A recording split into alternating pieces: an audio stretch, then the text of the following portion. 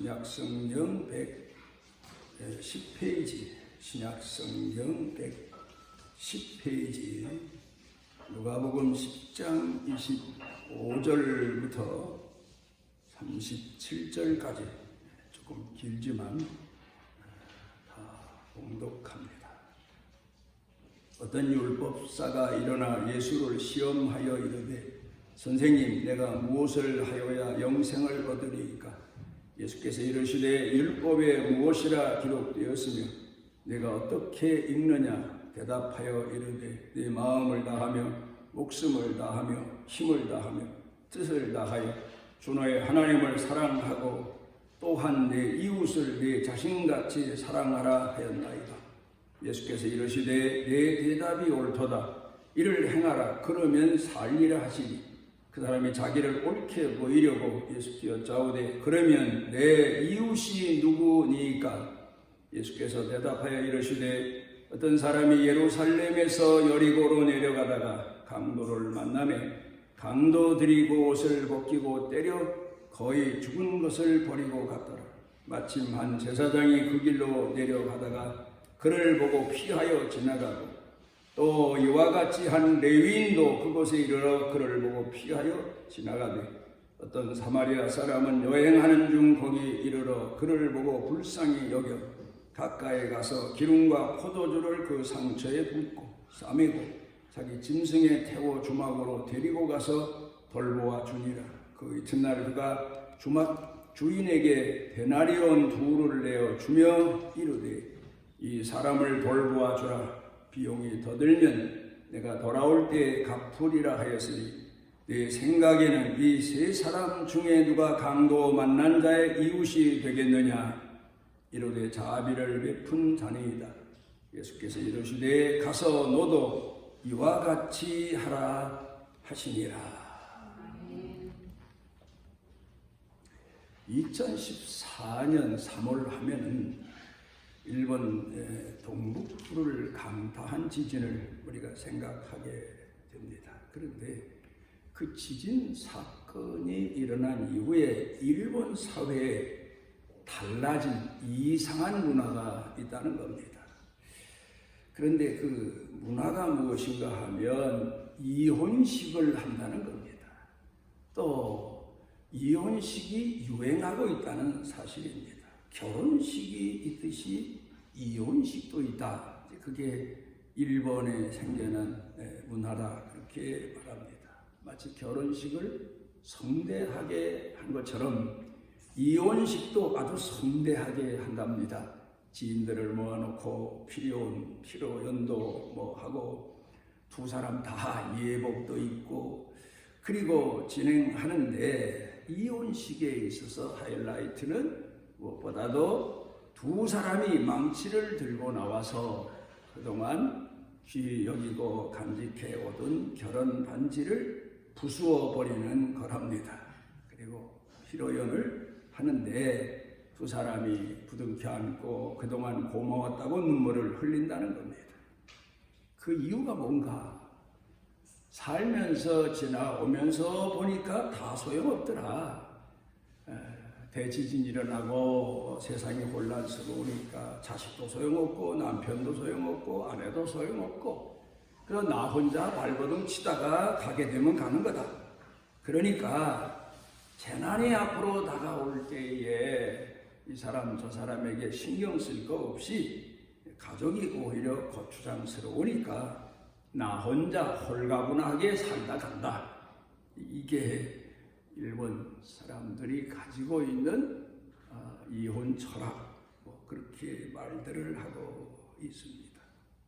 장바니에라고 하는 교수가 쓴 인간되기라는 책에 보게 되면 이 책에서 사람이 성장 과정을 거치는 것은 내적인 성장입니다.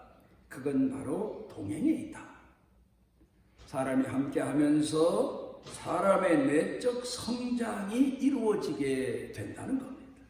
서로의 존재를 확인하게 되고 그리고 자기를 다시 알게 되고 자기 자신의 삶의 가치를 다시 키워가게 된다. 그리고 동행하면서 진실과 사랑과 겸손을 배워가고 성숙해 가게 된다. 이게 이제 장반희의 교수가 쓴 인간되기라는 책에서 말하는 내용입니다. 사람에게 있어서 관계라고 하는 게 얼마나 중요하냐. 존재보다 우선이다. 그렇죠. 나라고 하는 존재가 있기 전에 벌써 이미 관계가 있었다는 겁니다. 부모가 있었고 그 다음 어느 때에 내가 있게 됐다는 겁니다. 사람은 절대로 혼자가 아니다. 혼자 시작될 수도 없고 혼자 살아갈 수도 없다. 그런데 이 사실을 부인하고 원망하고 불평하고 회피하면서 인간의 인격이 좁아지게 되고 파괴되어 가게 되는 거란 말이에요. 인간의 관계에서 행복을 느끼고 중요하게 여기는 사람일수록 그 삶이 감사로 채워지게 되고 관계 속에서 자기 자신을 인식하게 되고 행복을 창조해 나가게 되는 이게 바로 정상적인 인간의 모습인데 오늘 많은 이 시대 사람들이 관계를 거부한다는 거예요. 부인한다는 거예요. 불평한다는 거예요. 원망한다는 거예요. 싫어한다는 거예요. 그래서 홀로 있기를 주장한다는 겁니다. 유대 신학에 이런 교훈이 있습니다. 유대인들에게는 유대 신학을 가르칩니다. 그런데 물론 랍비가 진행하는 거지요. 이제 강의는 적게 하지만 현장 학습을 제대로 받게 하는 겁니다. 이제 그 유대인의 교육을 받고자 지원한 사람들 또 그리고 성년이 돼서 이제 유대인으로서 살아갈 젊은이들을 모아가지고 유대 가정에 한 집에 한 사람씩 마치 파견 보내듯이 보내서 그 집에서 며칠 동안 정해진 기간 동안 함께 생활을 하게 하는 겁니다. 먼저는 이제 그들을 파송하면서 랍비가 설교를 합니다. 그 설교 제목이 아주 멋있습니다. 내 이웃을 내 몸과 같이 사랑하라. 이제 그런 제목을 가지고 설교를 하고 그리고 집집마다 그 사람들을 보내서 그 집에서 거주하게 되는데 여기서 우리가 하나 중요시해야 될 것은 내 이웃이 도대체 누구냐 하는 대답입니다. 결론입니다. 그런데 유대인들은 우리와 다른 이웃에 대한 관계를 가르칩니다.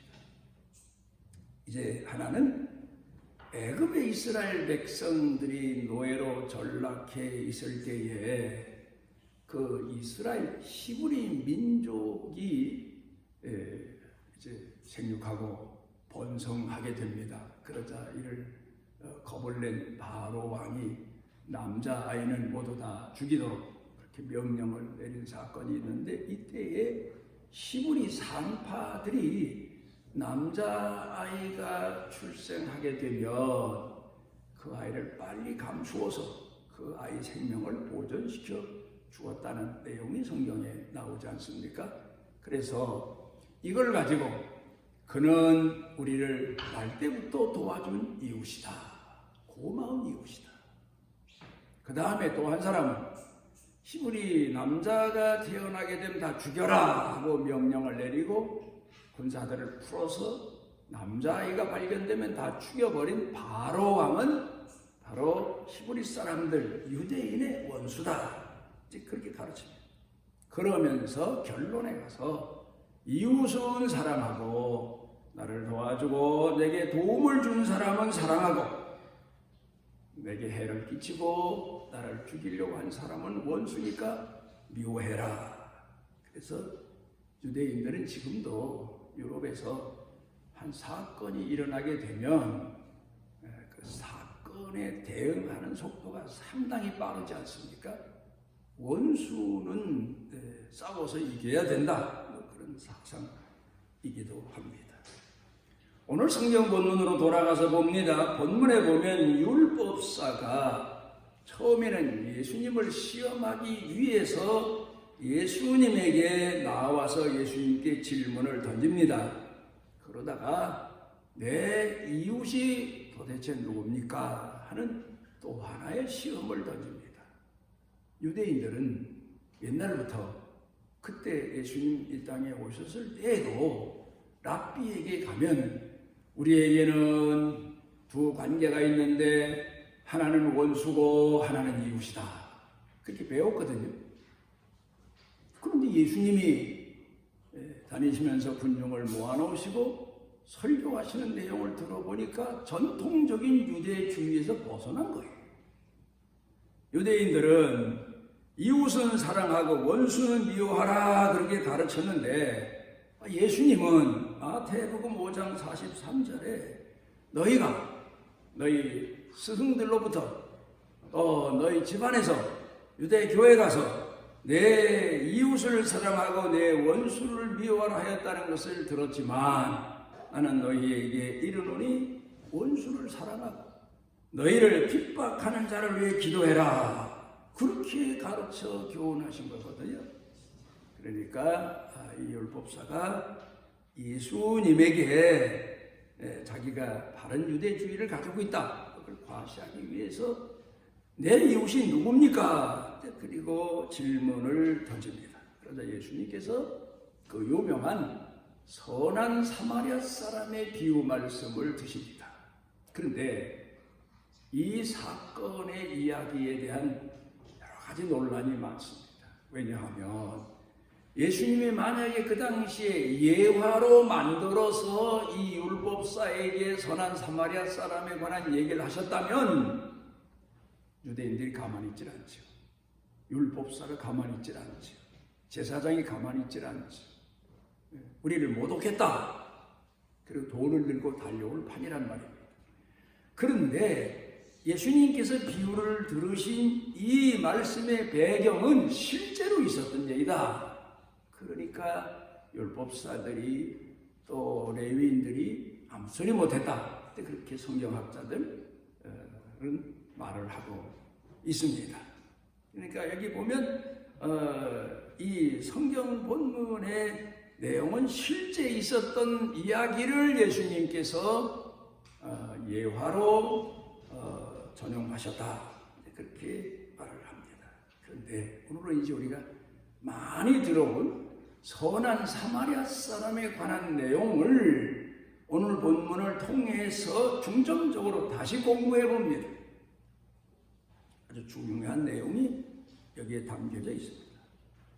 우리가 청교도 하면은 영국 중에서도 스코틀랜드가 청교도의 고향 그렇게 말하는데 거기에서 나온 유명한 주석가가 있는데 윌리엄 마클레이, 아마 신학생들은 거의 그 주석을 가지고 있을 겁니다. 유명한 분인데 그분 주석에 보게 되면 오늘 성경 본문 말씀을 해석하면서 이런 얘기를 하고 있습니다. 선한 사마리아 사람이 지나가다가 강도 만난 사람을 발견하게 됐다. 이야기를 듣게 됐든 아니면 자기 눈으로 실제로 와서 봤든 어떻든 강도 만난 사람을 봤다. 그때에 이 선한 사마리아 사람은 야, 이 사람 내가 도와주지 않으면 죽겠구나. 그렇게 생각을 했다는 겁니다. 내가 도와줘야 되겠구나. 내가 만약에 이 사람을 도와주지 않으면 이 사람이 여기서 죽는다. 그런 생각을 가지고 그 사람을 도와주기 시작했다.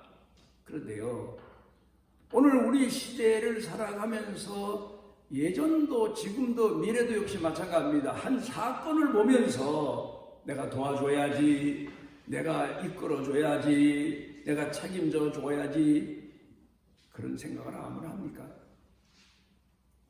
선한 훈련이 되어 있는 사람, 이런 사람만이 할 수 있는 겁니다.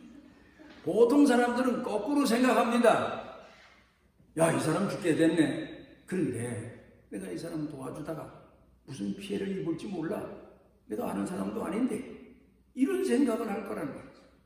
레윈도 피해가고 제사장도 피해간 걸 보면 이 지역이 또 다른 강도가 있을 수도 있고 그 강도가 아직도 안 가고 숨어서 누가 이 사람 도와주면 또 해치고 또 그 사람 돈도 뺏으려고 기다리고 있을지 모른다.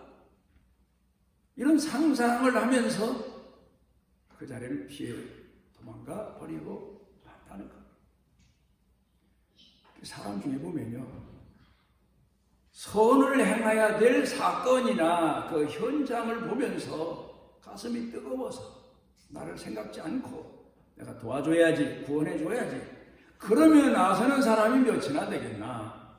대부분은 뭐 나와 상관없네, 아니면 내가 도와주다가 무슨 피해를 입을지 모르지 않나, 또 나중에 물에 빠진 사람 건졌더니 보따리 내라라고 하지 않을까, 뭐 이런 여러 가지 생각을 하면서 피해 가버리고 만다. 오늘 그래요. 사람이 반드시 헌신해야 될 장소, 현장, 거기 그렇게 가슴 뜨거운 마음을 가지고 나서서 희생하고 헌신하는 훈련된 신앙인이 별로 없다. 여러분, 일이라고 하는 것도요, 이 주변에 참 일 열심히 하시는 어른신들 보면서 아주 몸에 익지 않습니까? 그 일이 그렇게 몸에 익기까지는 오랜 기간 동안 훈련의 과정을 거쳐서 오신 거죠. 근데 선도 마찬가지예요. 선의 훈련이 안 된 사람은 뭐 선을 모처럼 행하기 위해서 나섰다가 뭐 이런저런 이유를 들어서 뒤로 물러서 버리고 세상 원망하고 그리고 뭐 자기 정당화하고 그리고 많은 사람들 많거든요. 가정에서도 역시 마찬가지예요. 형제의 문제, 부모의 문제, 뭐 이런 문제를 놓고 이러고 저러고 논란을 벌이지만 문제는 도와주는 거요, 감싸주는 거요, 책임져 주는 건데 말만 해놓고 나중에 가서 실질적인 면에서는 이런저런 이유를 들어서 변명하고 핑계하고 책임을 피하고 그런 일들이 우리 주변에 많은 걸 우리가 보게 됩니다. 또 하나 여기서 중요한 게 있습니다. 오늘 우리 사회 문제입니다. 예수님께서 비유를 들어 말씀하시는데 강도에 대한 비난의 말씀이 한마디도 없어요. 그게 참 중요한 겁니다. 오늘 우리 사회에 요즘 무슨 사건이 일어나면 그 범인에 대해서 매스컴이 사람들이 앉는 데마다 그 사람 얘기로 쓸데없는 논란, 비난, 뭐 세상이 뒤숭숭해지는, 더 각박해지는 그런 세상이 되어버리고 막 강도에게 대한 예수님 말씀이 없다. 강도에게 초점을 맞추지 않으셨다. 오늘 우리가 살아가면서 바로 그겁니다. 교회에서도요, 신앙생활 잘 못하는 사람은 무슨 교회 사건만 일어나면 그거에 대해서만 초점을 맞춰요. 비난하고 떠들고 의로우네, 틀렸네, 옳았네, 글렀네. 왜 그래야 돼? 쓸데없는 내 마음을 뺏기 위해서는 안 되는데. 한 번은 국회의원이 저를 만나서 우리나라의 문제가 아시죠? 내가 얘기하고 싶은 게 있습니다. 우리나라는요, 가해자 세상입니다. 남에게 해를 끼친 사람은 뭐 범인이라고 해서 체포해 가긴 하지만 아프면 약 주지요, 병 나면 고쳐주지요, 먹을 거 주지요, 입을 거 주지요, 보호해 주지요, 생명까지 보호해 주지요. 가해자 세상입니다, 대한민국. 피해자는 방치해 둡니다. 피해자에 대해서는 관심이 없습니다. 피해자를 위한 법을 만드십시오. 듣는 둥 마는 둥 하더라고요. 자기네 관심거리가 아니니까. 근데 우리 기독교인들은요, 피해자에 대해서, 가해자에 대해서는 논란할 필요가 없어요. 그건 이미 가해자요, 악한 사람으로 정해진 걸 그걸 떠들고 앉아서 욕하고 비난해봐야 아무 득도 안 되는 겁니다. 지금 피해자는 죽어가는데 가해자만 가지고 며칠 동안 TV, 뭐 매스컴, 사람들 앉은 데마다 왜 그러냐? 세상이 선을 잊어버려서 그래. 사랑을 잊어버려서 그래. 타락해서 그래. 여기서 예수님이 강도에 대해서는 한 말씀도 하지 않으셨어요. 옳다는 얘기입니까? 아니에요. 거기 신경 쓸 새가 어디 있느냐는 거죠. 거기 마음 뺏겨서는 안 된다는 겁니다. 강도 만난 사람이 지금 죽어가는데 그걸 살려야 되지.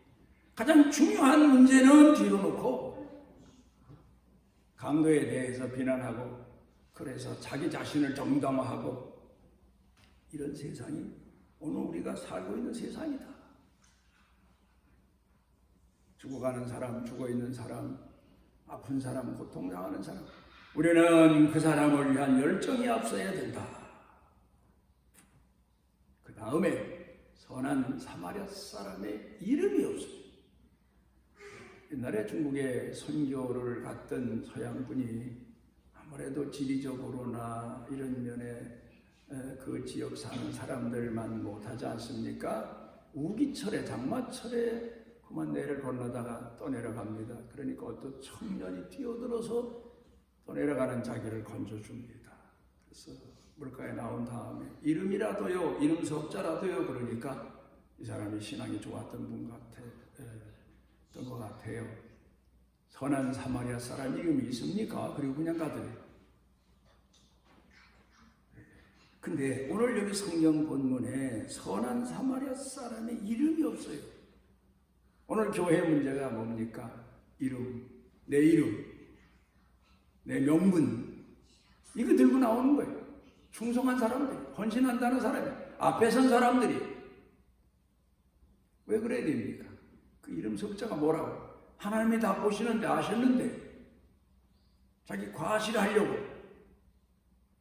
근데 오늘 여기 성경 본문에 보면은 그 선한 사마리아 사람의 이름이 없다. 그 다음에 여기서 가장 중요한 내용이 또 하나 나옵니다. 특별한 것이 무엇이냐? 책임지는 사람. 선에 대해서 책임질 줄 아는 사람. 선한 사마리아 사람이 그 강도 많은 사람을 두고 제사장도 레위인도 가버렸어요. 그러면 자기 지금 바빠요. 아무 관계도 없어요. 그렇지만 불쌍히 여기는 마음이 있어서, 동정심이 있어서 두리번 합니다. 그 사람이 옵니다. 자기 주머니에서 돈을 꺼내주고 이 사람 좀 돌봐주세요. 내가 바빠서 그렇습니까? 갈 수 있는 거예요. 돈 맡겨주고 동정을 베풀고. 그런데 이 선한 사마리아 사람은 책임을 지고 나서 우선 살려놓고 그 다음에 여유로울 때 남한테 부탁해도 하자. 책임지는 마음이 필요한 거죠. 선에 대해서, 의에 대해서, 하나님의 일에 대해서 자신의 책임을 지고 나서는 자세. 그걸 여기 오늘 성경 본문에서 배웁니다. 또 하나, 이건 우리 문제입니다. 유대인은요, 아주 자존심이 강해요. 그래서 거지도, 유대인 거지는 참 기가 막혀요. 동냥하고 앉았어요. 근데 누가 동냥을 줘요. 근데 내가 세리다, 내가 창녀다, 그리고 돈을 주면 깡통채 갖다 집어버렸대요. 더러운 돈을 안 받는다. 거질망정 이런 돈은 안 받아 먹는다. 그게 유대인이랍니다. 그런데 오늘 성경 본문에 분명히 예루살렘에서 사마리아로 내려가는 사람인데 이 사람이 예루살렘 사람 아닙니까? 유대인 아닙니까? 멀쩡했으면 선한 사마리아 사람이 가서 도와주고 자기 나귀에 태우고 상처에 포도주 붓고 그럴 때 고맙습니다. 안 그랬다는 거예요. 제정신이 들었으면 야 이놈 어딜 나 죽으면 죽었지 내가 더러운 내 도움을 받겠느냐 그리고 거절을 했다는 거예요. 근데 지금 사경을 헤매니까 누가 날 도와주는지 모르는 거예요. 오늘도 보면요 그 알량한 자존감 또 자기 자신의 삶의 주관 이런 것 때문에 복음을 거절하는 사람들 참 많거든요. 죽을 지경이 돼야 비로소 아유 하나님 할 수 없지요. 그러면서 복음을 받아들이는 그런 시대가 바로 우리 시대 아닙니까? 뭐 좀 나간다는 사람 가서 복음 전하려면 나 바쁩니다. 이 다음에 얘기합시다. 나 그런 얘기 많이 들었어요. 거절하죠. 그런데 다 죽어가게 되니까 복음의 손길을 사모하게 된다는 겁니다. 우리 모두가 다 그럴 것 같아요. 길을 잃어버리고 시궁창에 빠지고 캄캄한 밤에 절벽에 떨어지고 그런 인생사에서 복음을 받아들이는 거예요. 그때 주여 하고 무릎 꿇어요. 그게 오늘 성경 본문에서 배우는 교훈입니다. 흑과 백이라는 영화가 예전에 있었어요. 간수가 백인 하나를 보니까 참 마음에 안 들어. 그러니까 이 사람을 골탕 먹이자 해서 흑인하고 흑인을 그렇게 싫어하는 백인인데 한 쇠사슬에 묶어서 같이 생활하게 했어요. 처음에는 이 백인이 그 흑인을 얼마나 욕하고 구박하고 같이 쇠사슬에 묶였는데 더럽다고 했는지 몰라요. 근데 같이 살다가 보니까 은근히 정이 들었어. 흑인에 대해서 알게 됐어. 이해하게 됐어. 나중에 친구가 되는 이제 흑과 백이라는 그런 영화가 있어요. 오늘도 우리가 살면서 관계라는 게, 동행이라는 게 얼마나 중요한 줄 압니까? 원수도 함께 살다 보면 친구가 되어갈 수 있는 기회가 온다는 거죠. 선의 훈련 우리가 바로 돼야 돼요. 어느 초등학교 선생님이 아이들을 자기 연구 대상으로 삼고 학생들 이제 학교 끝나고 집에 돌아갈 때 다 500원씩 줬대요. 너들 내일 올 때 학교 올 때까지 500원 가지고 선한 일을 해라. 그 숙제. 그 이튿날 아이들이 학교 왔어요. 선생님이 자 너희들 내가 500원씩 주면서 선한 일을 하라고 했는데 선한 일 한 사람 하니까 20명밖에 없더래. 80%는 100명 중에서 도로 가져왔더래. 20명 중에 그 뭐 했냐? 그러니까 뭐 거지 줬습니다. 뭐 지나가는 할머니 불쌍해 줬습니다. 20명밖에 안 되더래. 그게 뭘 말해주고 있나? 오늘 우리 사회에 어렸을 때부터 선의 훈련이 안 됐다는 거예요. 어렸을 때부터 훈련이 돼야 나중에 커서도 선을 행할 수 있는데 초신자 때부터 선을 행하고 하나님 섬기는 훈련이 돼야 나중에 교회 일꾼 돼도 교회 섬기는 사람으로 충성하게 되는데 이게 훈련이 안 된 거예요. 부모 섬기는 것도 그렇고 형제 섬기는 것도 그렇고 결혼한 정년기에 젊은 남녀가 서로가 서로를 섬기는 것도 훈련이 되어야지. 훈련이 안 된 사람은 어렵다. 뭐 기회가 없다. 뭐 이상이 안 맞았다. 뭐 내 나름 노래를 썼다. 별명뿐이란 말이에요. 오늘 성경 본문에서 주시는 내 이웃에 대한 새로운 이해와 그리고 선에 대한 뜨거운 열망이 우리 마음 가운데 새겨졌으면 합니다. 기도합니다. 오늘 우리를 주의 전에 모아주시고 우리에게 주시는 예수님의 교훈을 마음에 되새기게 해 주셨사오니 주님, 우리 모두가 다 선한 사마리아 사람으로 우리 생을 삶을 살아가도록 은혜를 더하시옵소서. 예수님 이름으로 기도드리옵나이다.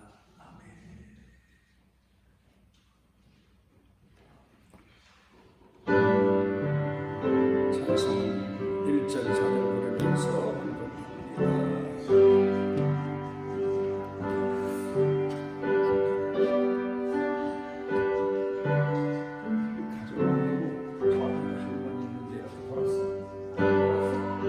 다시 돌아서